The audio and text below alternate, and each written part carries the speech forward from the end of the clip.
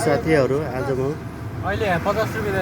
काठमाडौँ स्थित बालाजु बाइपासबाट या माछापोखरीबाट आज नुवाकोट जिल्ला त्रिशुली आफ्नो घरतिर माइक्रो बसबाट यात्रा गर्दैछु। साथीहरू रमाइलो लागेको छ मलाई। आज हिजो सामाकोसीमा बसियो, अहिले म मोटरमा छु। माछापोखरीको माथिपट्टिको भाग उकालोनिर म आउँदैछु, त्यसको माथि रानीवन छ। अब यो चोकबाट माइक्रो बस अगाडि बढ्दैछ। साथीहरू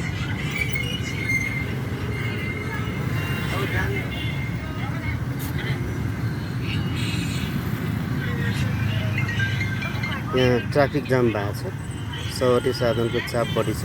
साथीहरू अब केही समयपछि हामी अगाडि बढ्दैछौँ। सायद अफिसको समय भएर होला, सवारी साधनको चाप बढी नै छ। उहाँ धुलो पनि त्यति नै छ, यात्रा गर्न गाह्रो नै हुन्छ। अहिलेसम्म हामी ट्राफिक जाममा छौँ। अब केही समयपछि अगाडि जाँदैछौँ।